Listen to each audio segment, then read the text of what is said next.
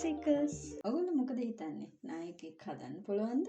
නැත්නම් උපතින්මද නායකයෙක් බිහි වෙන්නේ? මේ පිළිබඳව විස්තර දැනගන්න ඕන අද අපේ මුළු වීඩියෝ පුරාවටම අපිත් එක්ක රැඳිලා ඉන්න කියන ආරාධනයත් එක්කම මේ නායකයෙක් තුළ තියෙන නායකත්ව ලක්ෂණ අපිට නිර්මාණය කරන්න පුළුවන්ද? එහෙමත් නැත්නම් නායකයෙක්ගේ මේ නායකත්ව ලක්ෂණ ඔවුන්ගේ උපතින්ම අරන් එන දේවල්ද කියලා. ලෝකයේ විද්‍යාඥයෝ උත්සාහ කරලා තියෙනවා මිනිස්සුන්ගේ පර්සනැලිටි එක.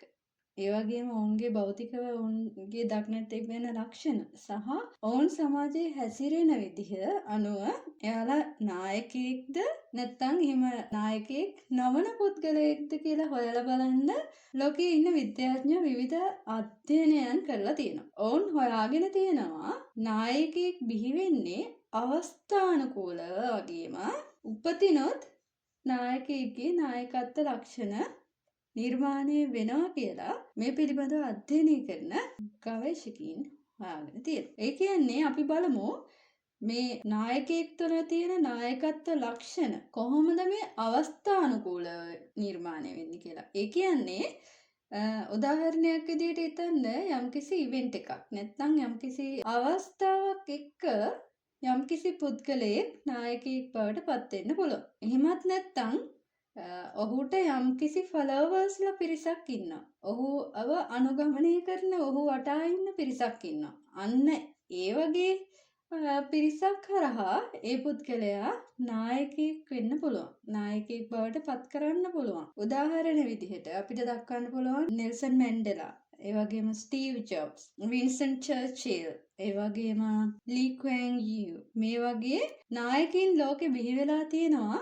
ඔවුන් නිර්මාණය වෙලා තියෙන්නේ ඔවුන්ගේ තියෙන නායකත්ව ලක්ෂණ බිහි වෙලා තියෙන්නේ අවස්ථානුකූලව. අවස්ථාවකට අනුව තමයි ඔවුන්ගේ නායකත්ව ලක්ෂණ ස්මතු වෙලා ඔවුන් නායකයින් බවට පත් වෙලා තියෙන්නේ. මේ කියන පුද්ගලයින් නායකයින් විදිහට නිර්මාණය වෙන්න බලපාලා තියෙන තවත් සාධක තමයි ඔවුන් ලබලා තියෙන අත්දැකීම්. ඒ වගේම ඔවුන් ලබලා තියෙන පුහුණුව වගේ දේවල් තුළිනුත් නායකත්ව ලක්ෂණ ඔවුන් තුළ නිර්මාණය වෙලා තියෙනවා කියලා සලකනවා. අපි ගත්තොත් ස්ටීව් ජොබ්ස්. ස්ටීව් ජොබ්ස් කියන්නේ Apple සමාගමේ නිර්මාතෘ. ඔහු තුළ නායකත්ව ලක්ෂණ නැත්නම් qualities ගොඩක් අපිට හඳුනගන්න පුළුවන්. අපි ගත්තොත් නෙල්සන් මැන්ඩෙලා කියලා කියන්නේ විශිෂ්ට නායකත්ව ලක්ෂණ වලින් සමන්විත වුණ නායකයෙක්. නෙල්සන් මැන්ඩෙලා කියලා කියන්නේ දේශපාලන නායකයෙක් වගේම ඔහු තමයි සවුත් අප්‍රිකාවල පළවෙනි කළු ජාතික නායකයා විදිහටත් සැලකෙන්නේ. නෙල්සන් මැන්ඩෙලා කළු ජාතිකයින් වෙනුවෙන් සටන් කරපු ඔවුන් වෙනුවෙන් පෙනී හිටපු නායකයෙක්. හැම වෙලාවෙම ඔහු ෆලෝවර්ස්ලා එක්ක හිටපු නායකයෙක් වගේම ඔහු හැම වෙලාවෙම ඔහුගේ ඉලක්කය අචීව් කරගන්න වැඩ කරපු නායකයෙක්. ඔහුගේ දූර කාලයේදී ඔහු ඉදිරිපත් කරපු ව්‍යවස්ථාව අදටත් ලෝකේ හොඳම ව්‍යවස්ථාව කියලා ඔයාලා දන්නවද? මෙන්න මේ වගේ විශිෂ්ට නායකත්ව ලක්ෂණ වලින් සමන්විත වෙන නායකයෙක් විදිහට නෙල්සන් මැන්ඩෙලා හඳුන්වන්න පුළුවන්. එතකොට අපිට දකින්න පුළුවන් මේ නෙල්සන් මැන්ඩෙලා කියලා කියන්නේ උපතින්ම නායකත්ව ලක්ෂණ අරගෙන ආව නායකයෙක් නෙවෙයි. ඔහු අවස්ථානුකූලව නායකත්ව ලක්ෂණ ස්මතු වෙලා නායකයෙක් විදිහට බිහි වුණ නායකයෙක් කියලා අපිට මේ කරුණ වලින් තේරුම් ගන්න පුළුවන්. එතකොට අපි ගත්තොත් ලී ක්වැන් යූ. ඒ කියන්නේ කවුද? ලී ක්වැන් කියලා කියන්නේ සිංගප්පූරුවල ඉන්න විශිෂ්ට නායකයෙක්. ඔහු තමයි සිංගප්පූරුව ඔයතරම් ලස්සනට නිර්මාණය කරන්න දායක වුණු පුද්ගලයා තමයි ලී ක්වැන් යූ කියලා. ඔහුට පැහැදිලි විෂන් එකක් එහෙමත් නැත්නම් දැක්මක් තිබුණා සිංගප්පූරුව වෙනස් කරන්න. ටුවරිසම් වැඩි කරන්න, රට දියුණු කරන්න ලී ක්වැන් යූන්ට අවශ්‍ය වුණා. ඒ සඳහා ඔහු ක්‍රමවත් ප්ලෑන් එකක් නිර්මාණය කරා අද තියෙන සිංගප්පූරුව නිර්මාණය කරන්න දායක වුණ විශිෂ්ට නායකයෙක් විදිහට අපිට මේ ලී ක්වැන් යූන් හඳුන්වන්න පුළුවන්. ඔහු හැම වෙලාවෙම ඔහුගේ ෆලෝවර්ස්ලා ඩිරෙක්ට් කරා වගේම ඒගොල්ලන්ව ගයිඩ් කරා කොහොමද එයාලා ප්ලෑන් කරලා තියෙන එයාලගේ ගෝල්ස් වලට යන්නේ කියලා. අපි කිව්වා මේ ලී ක්වැන් යූන් කියන්නේ සිංගප්පූරුවේ නිර්මාතෘ කියලා. එතකොට මේ සිංගප්පූරුව නිර්මාණය කිරීමේදී ඔහුට චැලෙන්ජස් ඇවිත් තියෙනවා. උදාහරණයක් විදිහට ඔවුන්ට තිබුණ ස්වභාවික සම්පත්, සීමිත ස්වභාවික සම්පත් වලින් ඔවුන්ට උපරිම ප්‍රයෝජන ගන්න සිද්ධ වෙනවා. ඒ නිසා ඔවුන්ට තිබුණු ප්‍රධානම අභියෝගය තමයි ඔවුන්ට තිබුණ සීමිත ස්වභාවික සම්පත්.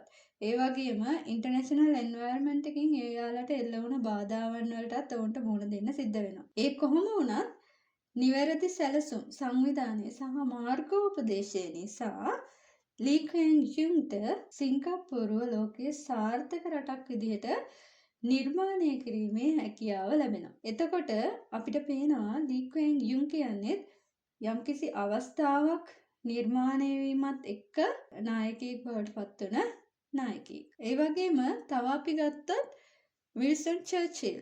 විල්සන් චර්චිල් කියලා කියන්නේ දේශපාලන නායකයෙක්. ඔහුට ඔහුගේ දේශපාලන ජීවිතයෙන් ලැබුණ අත්දැකීම් මත ඔහුගේ නායකත්ව ලක්ෂණ පෙන්වීම කරපු නායකයෙක් විදිහට තමයි විල්සන් චර්චිල් හඳුන්වන්න පුළුවන්. ඔහුට යම්කිසි දෙයක් නිවැරදිව ඉලක්කයකට යම්කිසි කෙනෙක් එක්ක sannivedanaya කිරීමේ කුසලතාවය තිබිලා තියෙනවා. ඒ කියන්නේ ඔහුට හැකියාව තිබිලා තියෙනවා යම්කිසි මැසේජ් එකක් ක්‍රමවත්ව මිනිස්සුන්ට දැනෙන්න කන්වේ කරන්න. අන්න ඒ වගේ අවස්ථානුකූලව නිර්මාණය වුණු නායකයනොත් අපේ මේ ලෝකේ ගත්තාම ඉන්නවා. ඒක නිසා අපි කියන්නේ නායකයෙක් කියලා කියන්නේ උපතින්ම එන්නත් පුළුවන් නායකත්ව ලක්ෂණ ඒ වගේම යම්කිසි අවස්ථානුකූලව එහෙමත් නැත්නම් යම්කිසි පුද්ගලයෙක් ලබන අත්දැකීම් ඔවුන්ගේ පුහුණුව මත නායකත්ව ලක්ෂණ නිර්මාණය වීම හරහා නායකයින් බිහි වෙන්නත් පුළුවන්. එතකොට අපි ගත්තොත් උපතින්ම නායකයින් බවට පත් වෙන අයට උදාහරණ විදිහට අපි ගත්තොත්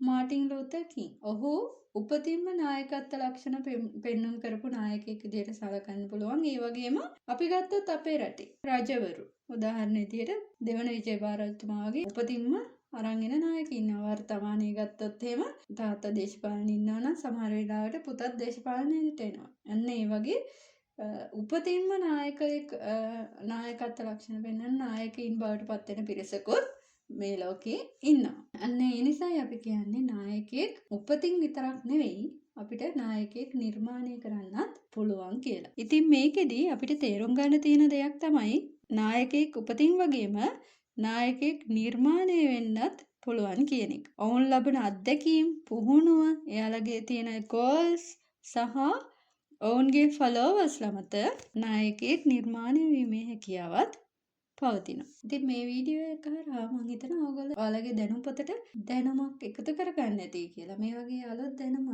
ඔබේ දැනුම් පොතට එකතු කර ගැනීමට අපිත් සමගම රැඳී ඉන්න කියන ගමන් නැවතත් මේ වගේම වීඩියෝ එකකින් හමු වෙමු. එතකම් bye bye Malaysians.